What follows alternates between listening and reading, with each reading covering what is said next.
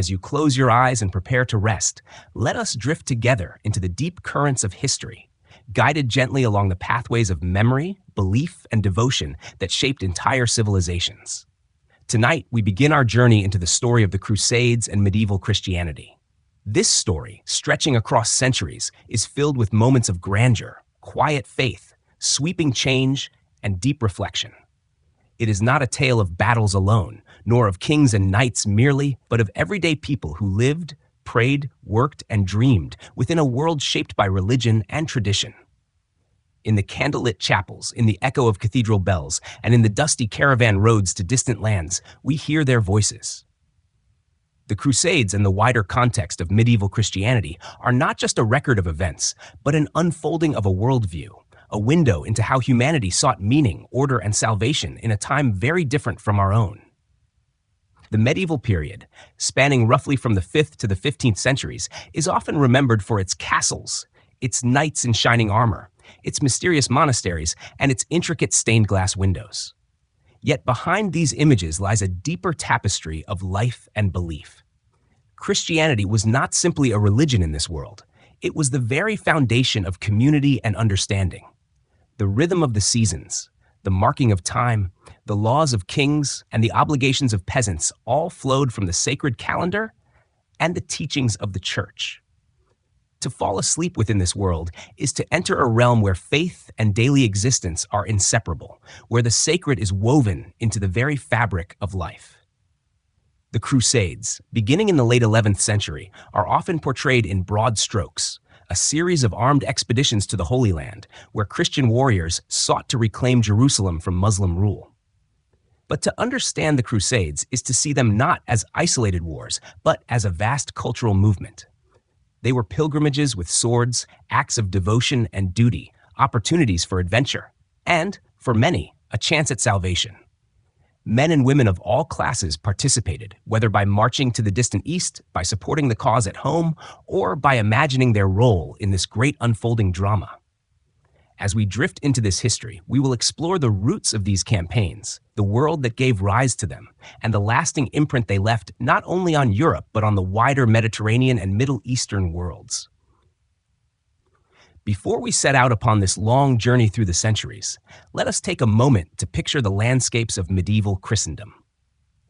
Imagine the quiet countryside of northern France, where small villages cluster around stone churches.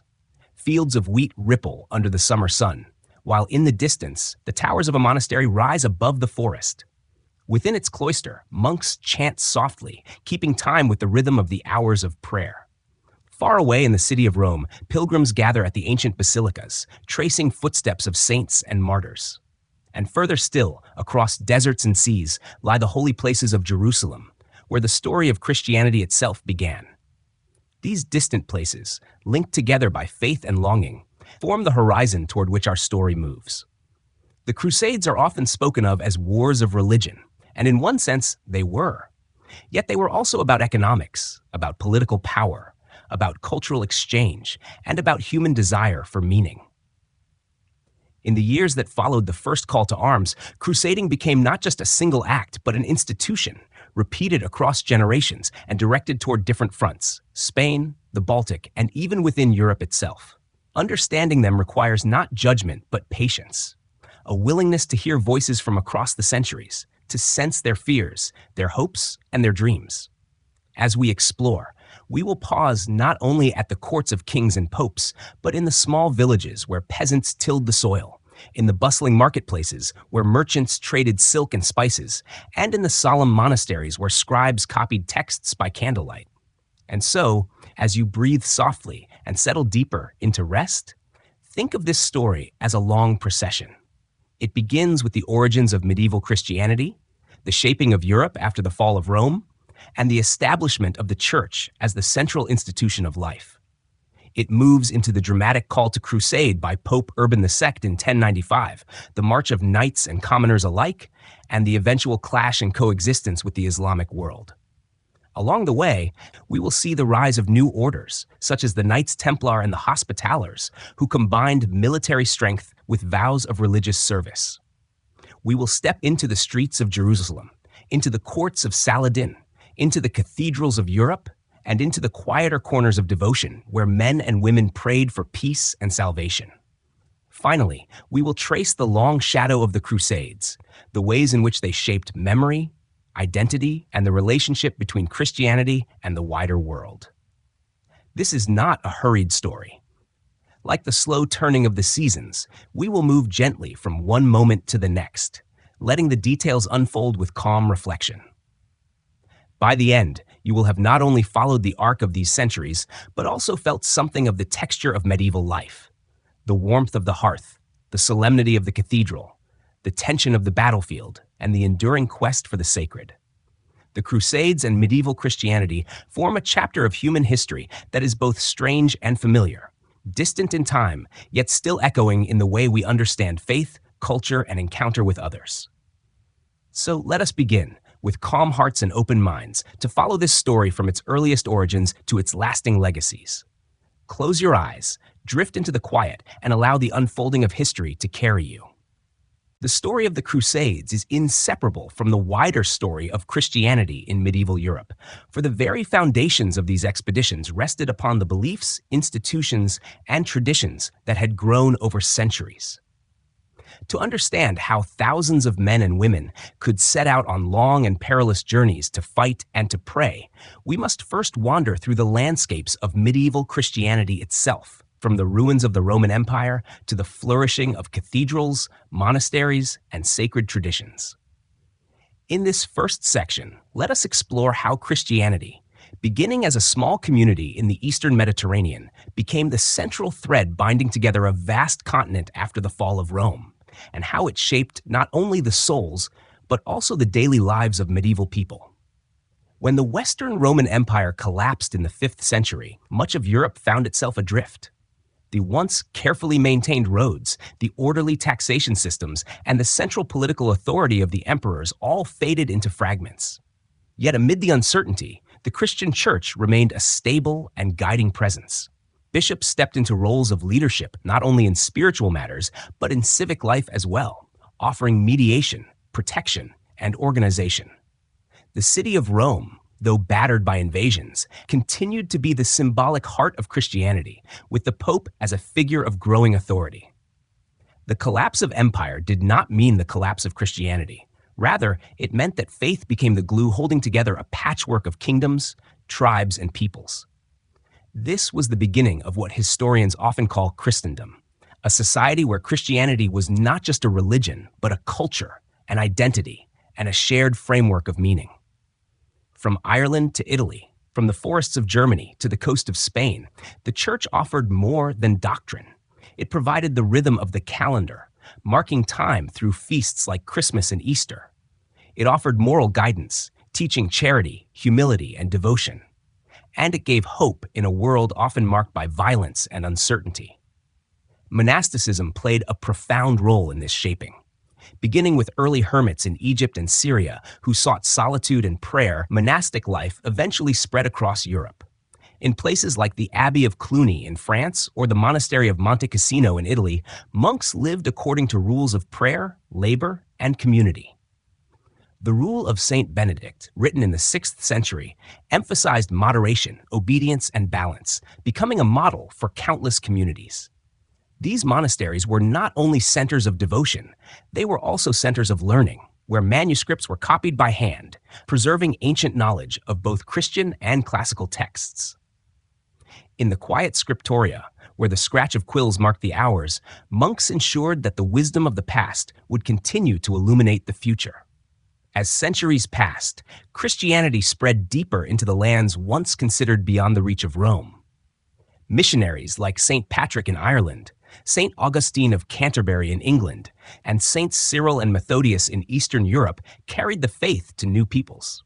They adapted their message to local traditions, blending familiar customs with Christian meaning. In Scandinavia, for example, the gradual conversion of kings and chieftains brought entire regions into the Christian fold, transforming pagan rituals into Christian festivals. By the 11th century, much of Europe had embraced Christianity in one form or another, though local variations and folk practices often mingled with official doctrine. At the heart of medieval Christianity stood the sacraments. Baptism marked entry into the community of faith, marriage sanctified the union of families, confession offered forgiveness, and above all, the Eucharist symbolized unity with Christ. These rituals were not abstract, but deeply woven into the texture of life. A peasant tilling the fields, a knight preparing for battle, a mother nursing her child, all lived within a world where the sacraments structured existence from birth to death. The parish church, often the most enduring stone building in a village, was the center of this life. Within its walls, villagers gathered not only for Mass, but for meetings, announcements, and even refuge in times of crisis. The papacy, too, grew in influence during these centuries. While early medieval popes sometimes struggled with local Roman politics, by the time of Pope Gregory II in the 11th century, the papacy had claimed a new and vigorous authority. The investiture controversy, a conflict over whether kings or popes could appoint bishops, highlighted the growing power of the church. Popes declared themselves spiritual shepherds over all Christendom, responsible for guiding rulers as well as ordinary believers. This vision of papal leadership would play a crucial role when the call to crusade echoed across Europe in the late 11th century. Meanwhile, architecture itself became a sermon in stone. The Romanesque churches of the early Middle Ages, with their heavy walls and rounded arches, gave way in time to the soaring Gothic cathedrals, such as Notre Dame in Paris or Chartres Cathedral. Stained glass windows flooded the interiors with colored light, telling biblical stories in images for those who could not read. Sculpted portals depicted saints, angels, and scenes of salvation and judgment, reminding all who entered of the larger drama of faith. These cathedrals were not merely buildings, they were symbols of heaven made visible on earth, designed to lift the heart and mind toward God. Daily life in medieval Christianity was steeped in rhythms of devotion. The ringing of bells marked the hours of prayer. The agricultural calendar was intertwined with holy days, from planting at springtime to harvest festivals in autumn, each accompanied by blessings and prayers. Pilgrimages to holy sites, such as Santiago de Compostela in Spain or Canterbury in England, offered both spiritual merit and opportunities for community. Relics of saints, bones, garments, or objects associated with holy figures, were treasured as points of contact with the divine. Whether one was a monarch or a shepherd, life unfolded within this shared sacred framework. Yet it was also a world of contrasts and tensions. Wealthy bishops sometimes lived in grandeur, while village priests struggled in poverty. Theological disputes arose, as with the controversies between Eastern and Western Christianity, culminating in the Great Schism of 1054, when the Church divided into the Roman Catholic West and the Eastern Orthodox East. Heretical movements occasionally challenged official teachings, and the Church responded with councils, debates, and sometimes suppression. These tensions did not weaken Christianity's central role, but rather revealed its complexity and dynamism. By the late 11th century, then, Europe was a world both fragile and deeply unified by faith. Small kingdoms rose and fell, but the Church stood as a constant presence, and its teachings guiding lives and its vision of salvation uniting people across distances. When Pope Urban II called for the First Crusade in 1095, he did so in a society already deeply shaped by devotion, ritual, and the sense of Christendom as one great family of faith. The Crusades would not have been possible without this foundation, for it was within the soil of medieval Christianity that the seeds of crusading zeal took root. As we pause at the close of this section, imagine the quiet of a medieval village at dusk. Smoke rises from hearth fires, bells toll for evening prayer, and stars begin to glimmer above the thatched rooftops. Life is simple, yet infused with sacred meaning. It is from this quiet scene, as much as from the halls of popes and kings, that the story of the Crusades begins. When we turn to the moment that set the Crusades in motion, we encounter a voice ringing out across medieval Europe. The voice of Pope Urban II at the Council of Clermont in 1095. It is here in central France that the call to crusade is first spoken, echoing across Christendom and shaping centuries of devotion, conflict, and cultural encounter. This call was not only a summons to arms, it was a spiritual proclamation, urging men and women to see warfare as a form of pilgrimage, to merge devotion with duty, and to imagine the distant Holy Land as part of their own sacred landscape. In this section, we will explore the context, the message, and the extraordinary resonance of Urban's call, as well as the way it was received by those who heard it. By the late 11th century, Europe was experiencing both turmoil and renewal. In the East, the Byzantine Empire, long a Christian power, faced growing pressure from the Seljuk Turks, who had recently taken control of much of Anatolia, the region that makes up modern Turkey. The Byzantine Emperor, Alexios I Komnenos, seeking assistance, appealed to the papacy for aid. In the West, meanwhile, Europe's population was increasing, agriculture was expanding, and the nobility, often restless and violent, were searching for outlets for their energies. Pilgrimage to Jerusalem had long been a cherished devotion, but it was fraught with dangers and difficulties, especially now that the Holy Land lay under Islamic control. Into this context came Pope Urban II's remarkable initiative. The council itself took place in November 1095 in the open air at Clermont. Accounts differ in detail, for the speech was recorded later by various chroniclers, but all agree on its central theme. Urban called upon Christians to take up arms to liberate Jerusalem and the holy sites of the Near East.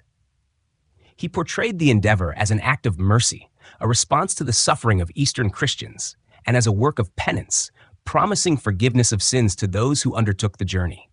This idea, that fighting in a holy cause could cleanse one's soul, was revolutionary, blending the knightly culture of arms with the devotional spirit of pilgrimage. Urban's words spread quickly across Europe.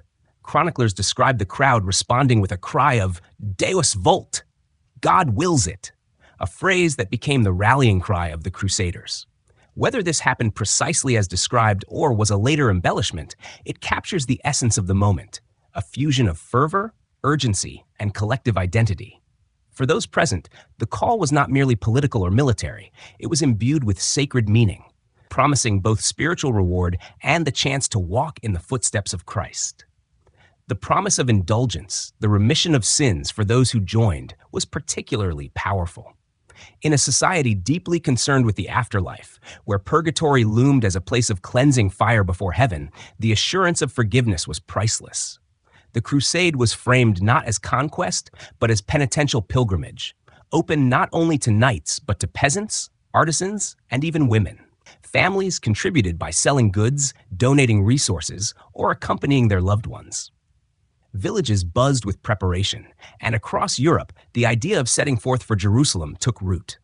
The call to crusade also reflected the growing power of the papacy. Urban positioned himself not just as a bishop among bishops, but as the shepherd of all Christendom, with authority to direct the collective energies of Europe. The crusade gave substance to the vision of a united Christendom, transcending local kingdoms and rivalries. Though kings and nobles might quarrel, in the call to Jerusalem they found common cause. This was one of the few moments in medieval history when so many different regions, France, Germany, Italy, England, could feel part of a shared enterprise. The immediate reaction was astonishing. Preachers carried Urban's message into towns and villages, rousing people with vivid descriptions of the Holy Land and the plight of fellow Christians. Among the most famous of these was Peter the Hermit, a charismatic figure who drew large crowds as he journeyed across France and the Rhineland. Inspired by his preaching, thousands set out even before the main armies were ready, forming what became known as the People's Crusade. Poorly equipped and undisciplined, these early groups suffered tragic losses. Yet their eagerness reveals the deep hold of the crusading ideal upon ordinary believers. It is important to recognize that the call to crusade also stirred darker impulses. As enthusiasm spread, some groups turned their zeal against local Jewish communities in the Rhineland, attacking and massacring them in the name of holy war. These events, remembered with sorrow, remind us that the crusading spirit was complex, mixing genuine devotion with fear, misunderstanding, and violence. For many, the idea of fighting for God's will blurred easily into hostility toward those deemed outsiders. Still, for countless others, the crusade represented a profound spiritual opportunity. Imagine a knight in northern France, accustomed to local feuds and border skirmishes, now offered a chance to transform his violent skills into a path of salvation. Or a peasant woman, listening to a preacher describe the holy city of Jerusalem, contributing her savings or her prayers so that her community might take part. These were not abstract decisions, but life-changing commitments, rooted in the everyday world of faith and obligation. The journey to Jerusalem was imagined as both arduous and glorious. Chroniclers spoke of a new kind of army, not for conquest or plunder, but for Christ himself. The cross became the symbol of this calling. Those who pledged themselves to the crusade sewed small crosses of cloth onto their garments, a visible sign of devotion. To take the cross was to mark oneself forever as a crusader, embarking on a sacred path. As we reflect on this moment, let us picture the scene in Clermont once more. A pope stands before a great crowd, the autumn air cool, the future uncertain. His words inspire thousands, and his message spreads far beyond the city walls, carried on the lips of preachers, echoed in the prayers of villagers, and etched into the hearts of knights and peasants alike. The call to crusade was more than a speech. It was a spark that ignited centuries of history, drawing Europe into encounters both wondrous and tragic.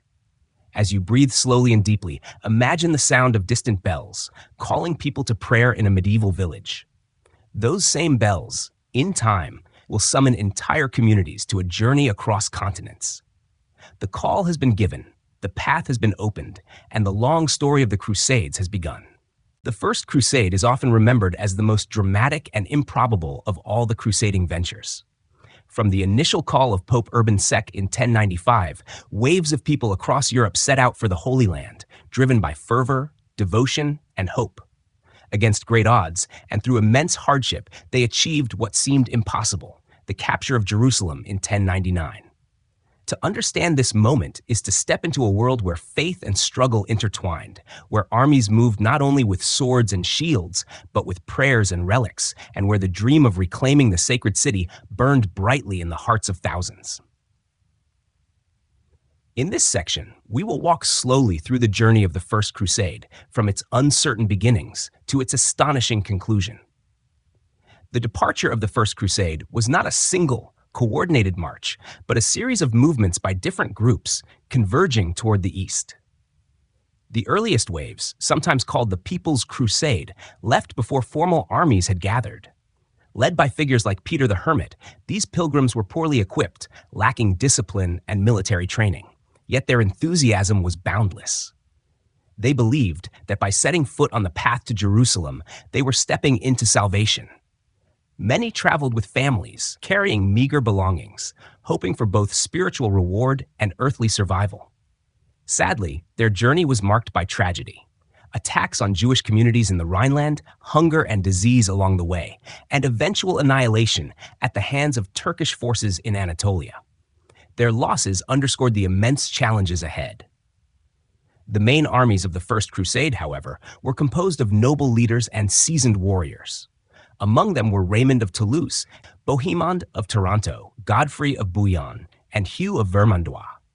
Each brought followers, retainers, and knights, united loosely by the cross stitched on their garments and by the vision of Jerusalem. Though their leaders often pursued personal ambitions, the crusading vow gave a shared sense of mission. Their armies gathered at Constantinople, where Emperor Alexios I welcomed them with caution. For the Byzantines, the Crusaders were both potential allies and unpredictable guests. Sworn to aid the emperor, the Crusaders set out across Anatolia, into lands contested by the Seljuk Turks. The march across Anatolia tested the Crusaders to their limits. The summer sun was merciless, water was scarce, and food supplies often dwindled. Many knights who had once trained in the cool forests of Europe now struggled under the heat of the unfamiliar terrain. Horses died in great numbers, forcing knights to walk beside peasants. Hunger, thirst, and disease became as dangerous as the enemy. Yet faith sustained them. Relics were carried at the front of columns, and priests offered blessings before each march. Chroniclers describe how the Crusaders prayed fervently, believing that their suffering imitated the trials of Christ and brought them closer to salvation. One of the earliest victories came at Nicaea in 1097, a city of strategic importance. After a long siege, the Crusaders took the city, though tensions with the Byzantines emerged when the emperor arranged its surrender. Moving onward, the Crusaders faced the Battle of Dorylaeum, where they were nearly overwhelmed by Turkish forces. Only through determination and reinforcements did they turn the tide, securing a hard-fought victory. These battles gave hope, yet the journey ahead was still filled with peril. By the time they reached Antioch in 1097, the Crusaders confronted one of the most grueling sieges in medieval history. Antioch was a great city, strongly fortified and defended fiercely. The siege stretched for months, during which the Crusaders endured starvation, harsh weather, and constant assaults. Many died of disease, while others deserted. Yet within the city, defenders also weakened. Finally, in 1098, the Crusaders captured Antioch through a mix of determination and betrayal, aided by an insider who opened the gates. Yet their triumph was short-lived, for soon they themselves were besieged by a larger Muslim force. Morale wavered, despair crept in, and some questioned whether God had abandoned them. It was in this desperate moment that an extraordinary discovery was reported. The Holy Lance, said to be the spear that had pierced Christ's side at the crucifixion, was unearthed in Antioch. Whether authentic or not, the relic electrified the Crusaders, filling them with renewed confidence. Inspired by what they saw as divine favor, they rallied and defeated the besieging army. The lance became a symbol of their mission, a reminder that even in darkness, faith could light the path. The march to Jerusalem was long and difficult, but the Crusaders pressed on. When they finally arrived in June 1099, the city lay before them, sacred and contested. Jerusalem was then controlled by the Fatimid Caliphate, and its walls were formidable. The Crusaders, weary from years of hardship, now faced the ultimate test. They besieged the city, constructing towers and ladders, enduring counterattacks, and praying constantly for success. Fasting and barefoot processions around the city walls were performed as acts of devotion, echoing biblical stories of Jericho's fall. At last, on July 15, 1099, Jerusalem fell. Crusaders stormed the walls, and the city was taken. Chroniclers describe scenes of both triumph and tragedy, great rejoicing among the victors, but also violence against the city's inhabitants. To the Crusaders, however, the capture of Jerusalem was the fulfillment of their vows, the culmination of years of suffering. Many wept as they entered the Church of the Holy Sepulchre, giving thanks in the place where they believed Christ had risen from the dead. The victory of the First Crusade astonished the world. Against overwhelming odds, a disparate collection of nobles, knights, and commoners had seized the holiest of cities. They established small states in the Levant called the Crusader states, which would endure for nearly 2 centuries. The triumph was hailed across Europe as proof of divine favor, inspiring future generations to take up the cross. Yet it also marked the beginning of a long and complex relationship between Christians, Muslims, and Jews in the region, one that would shape centuries of history. As you rest now, imagine the scene of Jerusalem at dawn in the summer of 1099. The golden stones of the city glow in the rising sun, banners flutter in the breeze, and pilgrims fall to their knees in prayer. The First Crusade has reached its destination, but its legacy is only beginning. The road ahead, for Crusaders and for all who lived in the medieval world, would be filled with new struggles, hopes, and encounters. The First Crusade had reached its extraordinary climax in the summer of 1099, with Jerusalem now under Christian control. Yet the capture of the Holy City was not the end of the story. It was, rather, the beginning of a fragile and experimental chapter in history, the establishment of Crusader states in the Near East. These states, carved out of territories won during the campaign, became small outposts of Latin Christendom in a predominantly Muslim world. In this section, let us drift slowly through the lives and challenges of these states, imagining how men and women built communities far from their homelands and how their presence reshaped the delicate balance of cultures in the region. The Crusader states were 4 in number. The most prominent was the Kingdom of Jerusalem, centered upon the sacred city itself. To its north lay the Principality of Antioch, while further inland stood the county of Edessa, and on the coast, the county of Tripoli. Each of these polities was ruled by European nobles, many of them veterans of the First Crusade, who now found themselves not only warriors but also kings, princes, and counts. Godfrey of Bouillon, celebrated as a leader of the Crusade, became the first ruler of Jerusalem, though he declined the title of king, preferring instead defender of the Holy Sepulchre. After his death, his brother Baldwin accepted the royal crown, establishing the monarchy that would endure for nearly 2 centuries. Life in these states was precarious. They were surrounded by powerful Muslim neighbors and connected to Europe only by long and hazardous sea routes. The Crusaders were always outnumbered, dependent upon reinforcements and supplies from the West. Yet for all their vulnerability, they managed to survive, adapting to their environment and building structures of governance. Castles rose across the landscape, fortresses such as Crac de Chevaliers and Belvoir, designed to defend against attacks and to project authority.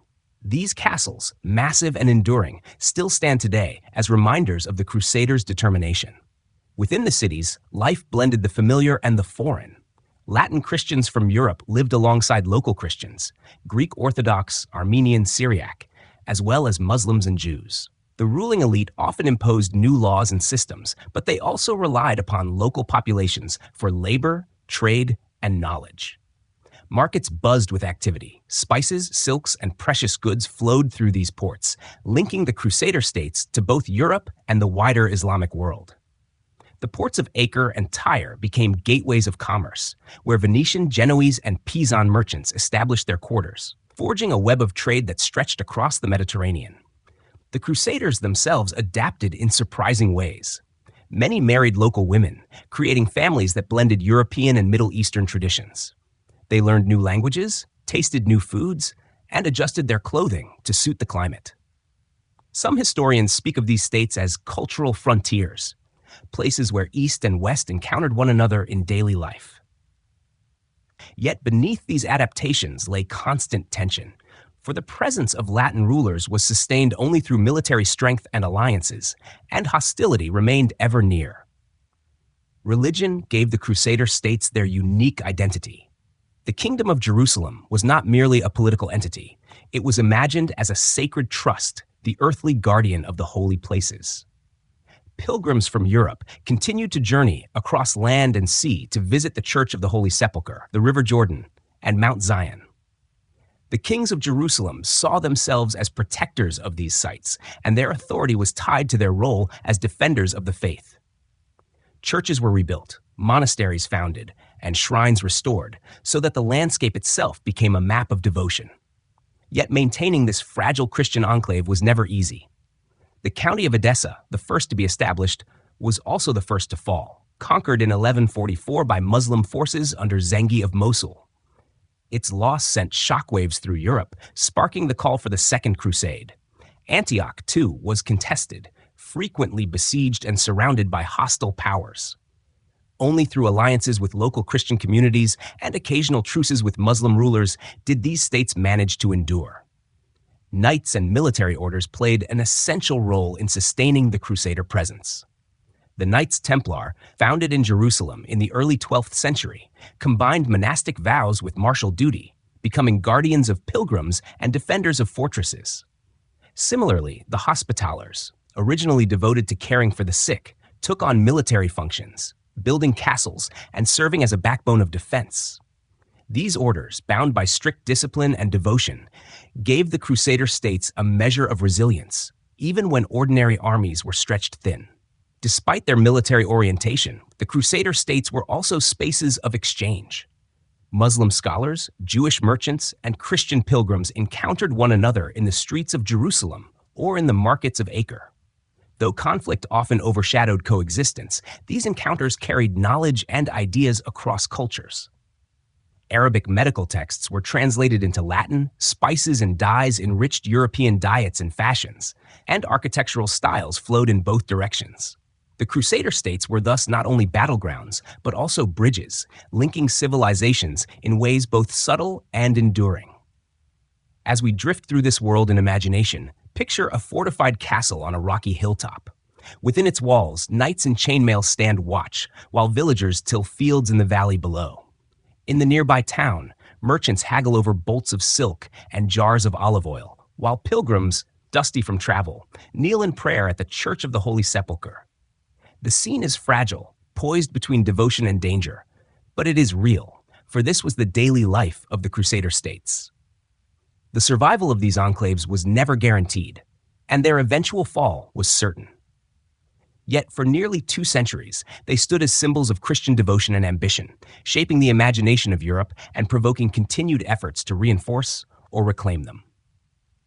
From these outposts, the drama of the later Crusades would unfold, as kings and emperors sought to defend the legacy of the First Crusade and to secure their place in the long story of Christendom. As you rest now, let your mind wander to the glow of oil lamps in a medieval church in Jerusalem, the flicker of light dancing across ancient stone. In those quiet walls, pilgrims from distant lands knelt side by side, their hearts full of prayer. Though centuries separate us, the echoes of their devotion still linger, soft as a lullaby across time. The fragile Crusader states of the Near East did not exist in peace for long. Their survival depended on military strength, alliances, and continual reinforcements from Europe. By the middle of the 12th century, the fall of Edessa and the rise of powerful Muslim leaders forced Europe once again to take up the cross. What followed were the Second and Third Crusades, campaigns filled with high hopes, royal ambitions, and bitter disappointments. In this section, we will move gently through these events, noting not only the battles and leaders, but also the currents of devotion, politics, and daily life that shaped them.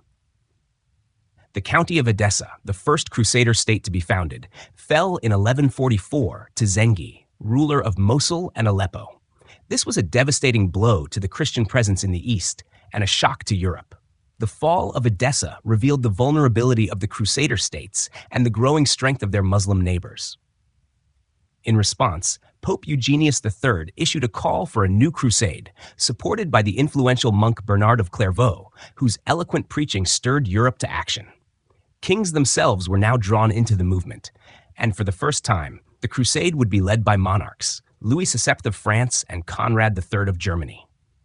The Second Crusade, however, was marked by misfortune and poor coordination. The armies that set out faced immense difficulties crossing Anatolia, suffering from ambushes, hunger, and exhaustion. When they finally reached the Holy Land, their efforts culminated in a failed siege of Damascus in 1148. Instead of strengthening the Crusader states, the Second Crusade weakened them, exposing divisions among Christian leaders and failing to secure new territories. For the people of Europe, it was a bitter disappointment, raising doubts about whether God still favored their cause. For Muslims, however, it was a sign that the tide was beginning to turn. Yet the story did not end there. Out of these years emerged one of the most celebrated figures of the medieval world, Saladin. Born in Tikrit in 1137, Salah ad-Din Yusuf ibn Ayyub, known in the West simply as Saladin, rose from modest beginnings to become Sultan of Egypt and Syria. Charismatic, skilled in strategy, and deeply devoted to Islam, Saladin united much of the Muslim world under his leadership. He sought not only political power, but also the religious goal of reclaiming Jerusalem for Islam. His rise signaled a new chapter in the struggle for the Holy Land.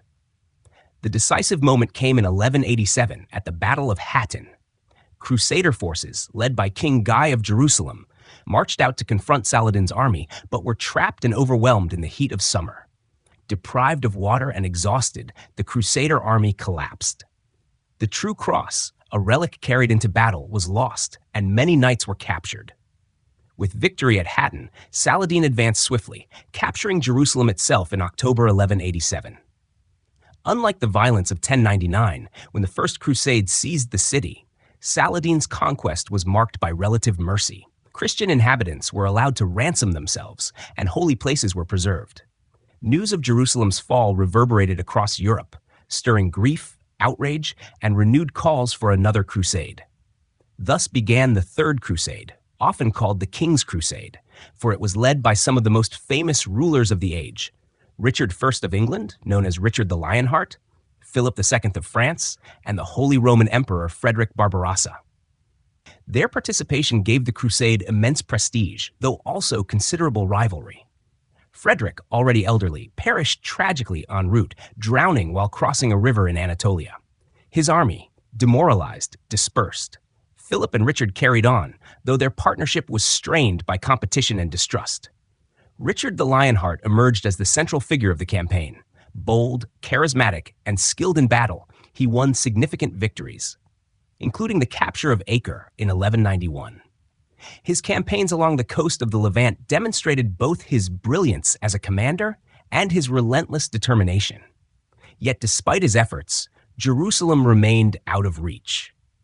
Richard's army advanced toward the city, but never successfully besieged it, partly due to logistical challenges, and partly because holding Jerusalem would have been nearly impossible without control of the surrounding countryside. The Third Crusade ended with a truce in 1192 between Richard and Saladin. Though Jerusalem remained under Muslim control, Christians were granted access to the holy sites, and the Crusader states along the coast were preserved. Both leaders emerged with reputations enhanced. Richard as the quintessential crusading knight, Saladin as the noble Muslim ruler admired even by his enemies. Their rivalry became legendary, symbolizing the encounter of East and West in this era. For ordinary crusaders, however, the Third Crusade was a wearying experience. Many died along the journey, fell in battle, or returned home impoverished. Families in Europe endured years of absence, hoping for news from the East. Merchants, meanwhile, found opportunities in the trade that flowed alongside the campaigns, as fleets of ships carried supplies and pilgrims back and forth. The Crusades were not merely military events, they were social and economic movements that touched countless lives. As we pause to reflect, imagine the coastline of the Levant at twilight, waves lapping gently against the walls of Acre. Ships are anchored in the harbor, their sails furled, while in the city streets, crusaders and merchants mingle, speaking languages from across Europe. Far inland, the holy city of Jerusalem rests under Saladin's rule, its stones glowing in the setting sun. The struggle for its possession continues, but for the moment, a fragile peace has been struck. The Second and Third Crusades reveal both the resilience and the fragility of medieval Christendom. Though filled with great figures and dramatic events, they also show the limits of crusading power, the challenges of distance, and the complexities of faith in action. They remind us that the Crusades were not a single story of triumph, but a long series of efforts, some successful, others ending in disappointment. As you drift deeper into rest, let these images settle gently. Kings on horseback, pilgrims walking barefoot, and banners fluttering in the desert wind. The Crusades move onward, always a mixture of hope and sorrow, devotion and struggle, echoing across the centuries. By the close of the 12th century, the idea of crusading had expanded beyond its original focus on the Holy Land. While Jerusalem remained a powerful symbol, the papacy began to direct the energies of Christendom toward new frontiers. Crusading, once tied to pilgrimage to a single sacred city, became a broader movement, applied to struggles in Spain, in the Baltic, and even within Europe itself. In this section, we will move slowly across these landscapes, noticing how the concept of holy war took root in diverse regions and how medieval people understood these campaigns as part of the same spiritual endeavor. One of the most enduring fronts of crusading was the Iberian Peninsula, where Christian kingdoms had long struggled against Muslim-ruled territories in what became known as the Reconquista. Since the 8th century, much of Spain had been under Muslim control, forming a rich and dynamic civilization known as Al-Andalus. Cities like Córdoba and Granada flourished as centers of learning, architecture, and trade. Yet Christian kingdoms in the north, Castile, Aragon, Leon, and Portugal, gradually pushed southward. By the 12th century, the papacy began to frame this struggle as part of the wider crusading effort. Papal bulls offered indulgences to those who fought in Spain, declaring their wars to be as meritorious as campaigns to Jerusalem. The decisive moment came in 1212 at the Battle of Las Navas de Tolosa. A coalition of Christian forces from across Spain, aided by crusaders from beyond the peninsula, defeated the Almohad Caliphate in a sweeping victory. This battle marked a turning point, opening the way for the eventual Christian reconquest of most of Iberia. To medieval eyes, the triumph was seen not only as a military success, but as divine favor, a confirmation that God's will was at work in their campaigns. For centuries to follow, crusading language and imagery continued to shape the Reconquista, blending local politics with the larger currents of Christendom. Far to the north and east, another frontier of crusading emerged in the Baltic region. Here, pagan peoples such as the Prussians, Lithuanians, and Livonians remained outside the Christian fold. The church saw their conversion not as a matter of preaching alone, but of conquest and settlement. Military orders like the Teutonic Knights, founded in the Holy Land, turned their attention to the Baltic, establishing castles, founding towns, and imposing Christianity through force. The so-called Northern Crusades blended missionary zeal with territorial ambition, transforming the landscape and drawing Scandinavia and the Baltic into the orbit of medieval Christendom. For local peoples, this experience was profound. Conversion often meant more than adopting a new religion. It brought new rulers, new laws, and new ways of life. Villages were reorganized around parish churches. Agricultural practices shifted, and entire regions were absorbed into the expanding web of Latin Christendom. The Baltic campaigns reveal the dual nature of crusading, both spiritual mission and territorial colonization, both pilgrimage and conquest. Crusading energies also turned inward, directed against Christian groups deemed heretical. One of the most striking examples was the Albigensian Crusade, launched in the early 13th century against the Cathars of southern France. The Cathars, who rejected many of the teachings of the Catholic Church, were viewed as a grave threat to unity. Pope Innocent III declared a crusade not against Muslims or pagans, but against fellow Europeans. Armies of northern French nobles descended upon the Languedoc, and the conflict was fierce, marked by violence and repression. The campaign ended with the suppression of Catharism and the strengthening of papal authority in the region. Yet it also revealed how the crusading ideal could be turned against those within Christendom itself, blurring the line between external defense and internal conformity. The Fourth Crusade, called in 1202, further illustrates the broadening and shifting nature of the movement. Intended to strike at Egypt as a way to reach Jerusalem, the crusade instead became entangled in Venetian politics and Byzantine disputes. In 1204, the Crusaders captured and sacked Constantinople, the great capital of Eastern Christianity. This event shocked the medieval world. Instead of uniting Christendom, the Fourth Crusade deepened the divide between East and West, leaving wounds that endured for centuries. To many, it was a tragic distortion of the crusading ideal, a reminder of how ambition and circumstance could reshape even the holiest of causes. Throughout these campaigns, the papacy continued to expand the idea of crusading. Indulgences were granted not only for journeys to Jerusalem, but for any campaign blessed by the Pope. This flexibility allowed crusading to become a tool of papal authority, directing the energies of knights and nobles toward goals both spiritual and political. At the same time, it ensured that the idea of crusading remained alive, renewed, and adapted across generations. Imagine now the variety of landscapes touched by crusading zeal. In Spain, sunlight falls across rolling hills where castles crown the ridges, and church bells ring over newly consecrated cathedrals. In the Baltic, dense forests echo with the sound of axes as new settlements rise beside rivers.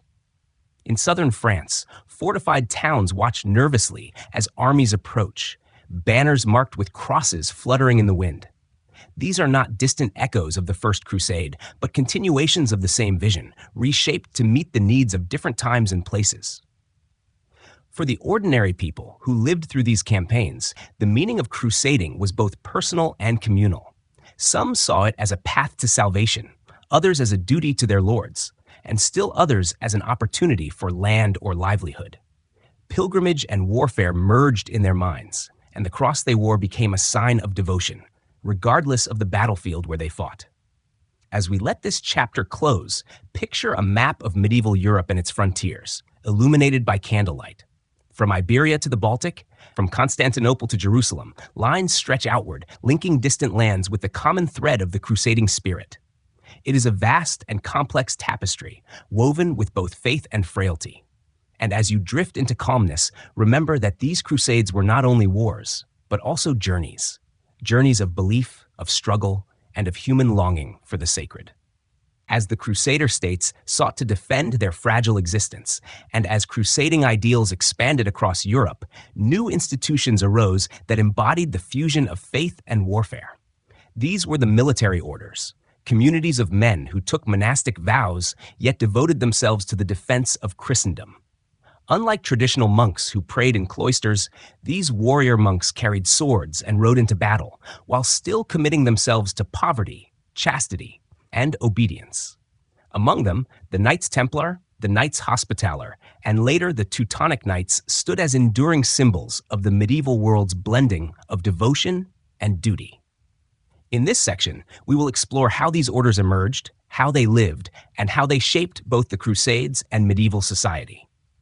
The earliest of these groups was the Knights Hospitaller, formerly known as the Order of the Hospital of St. John. Originally established in Jerusalem before the First Crusade, their first mission was to care for sick and weary pilgrims arriving in the Holy Land. They provided shelter, food, and medical aid, earning respect for their charitable work. Yet, as the Crusader states developed, the Hospitallers took on a military role as well. By the 12th century, they maintained fortresses, commanded armies, and stood as defenders of Christian territory.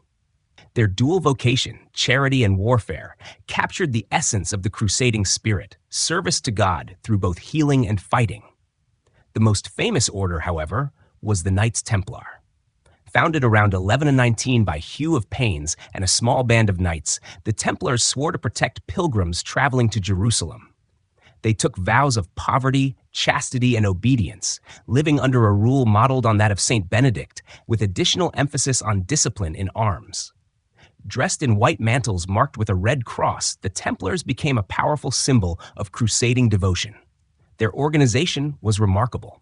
They established a network of commanderies across Europe, collecting donations, managing estates, and funneling resources to the Holy Land. This financial strength made them not only soldiers, but also early bankers, entrusted with safeguarding money and property for pilgrims and nobles alike. Templar fortresses dotted the Levant, their thick walls and towers designed to withstand siege and to guard strategic routes. The discipline of the Templars was renowned. Chroniclers describe them riding silently into battle, obeying their commanders without hesitation, fighting not for personal gain, but for Christ. For many in Europe, joining the Templars was a way to combine knightly valor with religious devotion, offering one's life entirely to God. The order grew rapidly, admired and supported by kings, popes, and ordinary believers. Alongside the Templars and Hospitallers arose the Teutonic Knights, founded during the Third Crusade to aid German pilgrims in the Holy Land. Though initially modest, the Teutonic Order later turned its energies toward the Baltic, where it became a major force in the Northern Crusades. Their distinctive white mantles with black crosses marked them as crusaders, and their castles, such as the vast fortress of Marienburg, testified to their ambition. The Teutonic Knights became rulers as well as warriors, establishing their own state along the Baltic shores. Daily life in these orders combined the austerity of monasticism with the rigors of military service. Members rose early for prayers, observed the liturgy of the hours, and ate simple meals in silence. Yet their training in arms was equally strict, for they were expected to ride into battle at any moment. The blending of monk and knight created a unique identity, neither fully cloistered nor fully secular, but a new form of Christian service. In their discipline, they embodied the medieval dream of uniting body and soul, sword and scripture, action and contemplation. These orders also became deeply embedded in European society. Nobles donated lands to support them, merchants entrusted them with goods, and popes relied upon their strength. In many regions, the Templars and Hospitallers acted almost like independent powers, their estates well managed and their influence far-reaching. Pilgrims traveling to the Holy Land often relied upon their protection, and their presence gave stability to the uncertain frontiers of Christendom. Yet their growing wealth and influence also brought suspicion. The Templars, in particular, aroused envy and distrust. By the early 14th century, long after the fall of the Crusader states, the Templars were suppressed by the French crown, accused of heresy and corruption. Whether these charges were true or politically motivated remains debated, but their sudden fall left a deep impression on Europe. The Hospitallers and Teutonic Knights, however, endured, continuing to shape history long after the Crusades themselves had waned. Beyond their military and political roles, the military orders represent a fascinating window into the medieval mind. They reveal how devotion could be expressed not only in prayer, but also in action, how faith could be lived out through the discipline of battle as much as through the silence of the cloister. They also demonstrate the creativity of medieval society in forging new institutions to meet new challenges. For many, these warrior monks were living saints, embodying the ideal of total service. For others, they were a troubling mixture of violence and holiness, a reminder of the tensions within crusading itself. Imagine now a Templar fortress rising above a desert plain. Its stone walls glow in the evening light, its towers stand firm against the horizon. Inside, knights gather for evening prayers, their voices chanting in unison before they return to their posts. Outside, the quiet of the desert stretches endlessly, broken only by the call of a distant shepherd. Here, in this meeting of prayer and watchfulness, we glimpse the world of the military orders, a world at once austere, devoted, and enduring. As you drift deeper into calm reflection, let the image of these warrior monks linger gently. They are part of the great story of the Crusades, linking the devotion of medieval Christianity with the struggles of the battlefield. Their legacy, both admired and contested, reminds us of how faith and power could intertwine, shaping not only their own age, but the centuries that followed. As the Crusades unfolded, shaping kingdoms and inspiring armies, most people in medieval Europe lived far from the battlefields of Jerusalem or the castles of the Levant. Their world was not that of kings and crusader lords, but of villages, monasteries, markets, and parish churches. To understand the full story of medieval Christianity, we must turn our gaze to these quieter, humbler spaces. For it was here, in the rhythms of daily devotion, that faith was most deeply woven into life. In this section, let us drift gently through the everyday experiences of monks, pilgrims, villagers, and parishioners, seeing how medieval Christianity touched every hour of their existence. For monks and nuns, life followed a steady pattern of prayer, work, and study. Guided by the rule of Saint Benedict or similar codes, monastic communities divided the day into sacred hours, marked by the ringing of bells. At dawn came matins and lauds, followed by prime, terce, sext, and none throughout the day, then vespers at sunset, and compline before sleep. Each office was sung in chant, the voices of the community rising together in harmony. Between these hours of prayer, monks copied manuscripts and scriptoria, tilled fields, brewed ale, and cared for the poor. Monasteries were not only centers of devotion, but also hubs of knowledge, where ancient texts of philosophy, medicine, and theology were preserved. For those who entered monastic life, the cloister was a microcosm of heaven, a place to seek purity of soul through ordered living. Pilgrimage, too, was a central part of medieval devotion. Ordinary Christians, whether peasants or nobles, often dreamed of traveling to holy sites to seek blessings, healing, or indulgences. Santiago de Compostela in Spain drew thousands who walked across Europe to venerate the shrine of St. James. Canterbury in England attracted pilgrims to the tomb of Thomas Becket, the martyred archbishop whose story spread quickly after his death in 1170. Rome, with its basilicas and relics of apostles, remained a center of devotion, while for those who could, the greatest pilgrimage of all was to Jerusalem. Pilgrims often traveled with staffs, scallop shells, or tokens marking their destination, and along the way they shared prayers, songs, and stories. For many, the journey itself was a form of penance and renewal, offering time to reflect on life and faith. In villages, where most people lived, Christianity was present in the rhythms of work and rest. The parish church was the heart of the community, built of stone and wood, often simple yet enduring. Baptisms, marriages, and funerals all took place within its walls, tying each stage of life to sacred rites. The priest, though sometimes poorly educated, served as the spiritual shepherd, celebrating Mass, hearing confessions, and blessing fields and homes. Feast days punctuated the agricultural calendar, offering moments of celebration amid labor. Christmas, Easter, and Pentecost were grand occasions, but local saints' days also held deep meaning, bringing processions, music, and shared meals. The agricultural year itself was seen through a sacred lens. Planting was accompanied by prayers for rain and fertility. Harvest was celebrated with blessings and thanksgiving. Plagues, storms, or poor crops were often interpreted as signs of divine displeasure, while abundance was seen as grace. In a world where life was uncertain and fragile, faith offered both comfort and explanation. Even illness and death were placed in Christian perspective, with the promise of salvation giving meaning to suffering. Cathedrals, rising in towns and cities, revealed another dimension of medieval Christianity. These immense structures were more than places of worship. They were expressions of the cosmos in stone and glass. Gothic cathedrals like Chartres, Amiens, and Cologne were designed to lift the eye heavenward, their spires pointing toward the divine. Stained glass windows glowed with color, depicting scenes of scripture and lives of saints for those unable to read. Sculpted portals told stories of creation, judgment, and redemption.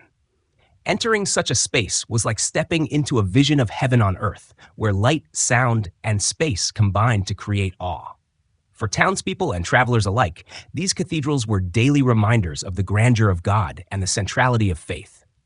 Education and learning also flowed through the church. Universities arose in cities such as Paris, Bologna, and Oxford, originally as communities of scholars linked to cathedrals. Here, theology was the queen of sciences, but it was studied alongside philosophy, law, and medicine. Debates over reason and faith, sparked by the rediscovery of Aristotle through Arabic translations, filled the lecture halls. Figures like Thomas Aquinas sought to harmonize faith with reason, shaping Christian thought for centuries to come. These universities became another facet of medieval Christianity, showing that devotion could be intellectual as well as spiritual. For women, Christianity shaped both limitations and opportunities. Nuns in convents lived disciplined lives of prayer and study, some becoming noted mystics, writers, and abbesses. Figures like Hildegard of Bingen produced works of music, theology, and natural science, blending vision with scholarship. Laywomen, too, expressed devotion through participation in parish life, pilgrimages, and charitable works. Although patriarchal structures limited their authority, women's spiritual influence was often profound within families and communities. Not all was harmony, however. Medieval Christianity could be strict in its demands, and those who strayed from orthodoxy faced suspicion or persecution. Yet for the vast majority, faith was a source of stability. It offered meaning in suffering, direction in uncertainty, and a shared language of hope. Whether kneeling before a parish altar, walking barefoot on a pilgrimage road, or chanting psalms in a cloister, medieval Christians lived in a world saturated with the sacred. As we pause here, let us picture a quiet evening in a small medieval village. The fields are still, smoke drifts from hearths, and the church bell tolls for Compline. Villagers gather inside the church, their voices joining softly in prayer, candles flickering against the stone walls. Outside, the night deepens, stars appearing in the sky above. This was the everyday reality of medieval Christianity, not distant crusades, but the steady rhythm of devotion in daily life, a rhythm that carried people through joy and sorrow, work and rest, birth and death. The Crusades did not end with the victories of the First Crusade, nor with the struggles of the Second and Third. They continued across the 13th century and beyond, taking new forms and leaving legacies that would shape the world long after the last Crusader banner fell. To conclude our journey, we must step back and consider not only the later Crusades, but also the broader impact of centuries of holy war. The Crusades were not a single event, but a series of encounters that altered the course of Europe, the Middle East, and the wider Mediterranean. Their memory, too, continues to echo through history. The later Crusades were many, though few achieved lasting success. The Fourth Crusade, launched in 1202, famously turned aside from its original goal and ended in the sack of Constantinople in 1204. Instead of Jerusalem, the Crusaders captured the great Byzantine capital, looting its treasures and establishing a short-lived Latin empire. This event deepened the rift between Eastern and Western Christianity, leaving scars that remained long after. For contemporaries, it was both shocking and disheartening, proof that crusading could be diverted by politics and greed. Other crusades targeted regions far from the Holy Land. In Spain, the Reconquista pressed steadily onward, sanctified as part of the broader crusading effort. In the Baltic, campaigns against pagan peoples established Christian dominance, often through conquest rather than persuasion. Within Europe, the papacy called crusades against heretical movements, most notably the Cathars in southern France. These campaigns blurred the line between external holy war and internal suppression, showing how flexible and far-reaching the crusading ideal had become. The final efforts to reclaim the Holy Land culminated in the 13th century. The Fifth Crusade, directed toward Egypt, achieved temporary victories but ultimately failed. The Sixth Crusade, led by Frederick II, was remarkable for achieving success through diplomacy rather than arms. In 1229, Frederick negotiated control of Jerusalem for several years, securing Christian access to the Holy City without battle. Yet, these gains proved fragile. By 1291, the last Crusader stronghold at Acre fell to the Mamluks, marking the end of the Latin presence in the Levant. The dream of holding Jerusalem had faded, but the idea of crusading endured in memory and imagination. The legacy of the Crusades is vast and complex. Militarily, they demonstrated the reach of European power, but also its limits. Politically, they strengthened the papacy for a time, though they also exposed tensions between popes and kings, Byzantines and Latins. Economically, the Crusades opened new avenues of trade. Italian merchants from Venice, Genoa, and Pisa profited enormously, linking Europe more closely to Mediterranean commerce. Culturally, the encounters between East and West brought exchange as well as conflict. Europeans encountered new foods, textiles, and technologies, sugar, spices, paper, and navigational tools, while also absorbing medical and philosophical knowledge from the Islamic world. These exchanges enriched European life and helped prepare the way for the Renaissance. Spiritually, the Crusades reshaped Christian identity. The idea of pilgrimage merged with the notion of holy war, creating a model of devotion that endured for centuries. For some, crusading was the ultimate expression of faith, a way to unite body and soul in service to God. For others, especially later critics, it represented the dangers of mixing violence with religion. The Crusades inspired literature, chronicles, and songs, leaving a deep imprint on medieval imagination. They also shaped Muslim memory, where the defense of Jerusalem and the victories of leaders like Saladin became enduring symbols of resistance and piety. For Jewish communities, the Crusades often brought suffering. The massacres in the Rhineland during the First Crusade marked one of the darkest chapters in medieval Jewish history, and subsequent campaigns often brought renewed persecution. These tragedies reveal the shadow side of crusading fervor, where devotion could twist into violence against neighbors. They also remind us that the Crusades were not only distant battles, but also events that reshaped life within Europe itself. Over time, the Crusades took on symbolic weight far beyond their immediate outcomes. Preachers and poets invoked them as models of sacrifice, while rulers used their memory to legitimize wars. Even after the fall of Acre, the idea of recovering Jerusalem remained alive in European thought, sometimes rekindled in new crusading projects that never materialized. The red cross of the Crusader, stitched onto garments centuries earlier, continued to haunt imagination and memory. To picture their legacy, imagine a medieval traveler returning from the East, his cloak worn from years of journeying. He brings home stories of distant lands, of deserts and cities, of battles and relics. His neighbors listen with awe, and his children grow up with tales of Jerusalem, Acre, and Antioch. These stories, passed down across generations, kept alive the memory of the Crusades long after their end. Today, historians see the Crusades not as simple wars of religion, but as multifaceted encounters: military, cultural, economic, and spiritual. They reveal both the aspirations and the contradictions of medieval Christianity, a faith that sought peace yet embraced war, that dreamed of salvation yet spilled blood. They remind us that history is never simple, but layered, complex, and filled with both light and shadow. As our journey through this long story comes to a close, let us pause in reflection. The Crusades and medieval Christianity were not distant curiosities, but part of the great unfolding of human history, shaped by devotion, ambition, and longing. They gave rise to cathedrals and chronicles, to legends and legacies, to triumphs and tragedies. And so, as you rest now, picture a medieval cathedral at twilight. Candles flicker within, casting colored light through stained glass windows. Outside, pilgrims gather, their voices hushed in prayer. Far away, the walls of Jerusalem stand silent, bathed in the glow of the setting sun. The centuries have passed, but the echoes remain, gentle reminders of a world where faith and history intertwined. May these echoes carry you into calm dreams, where the voices of the past whisper softly, like distant bells fading into the night.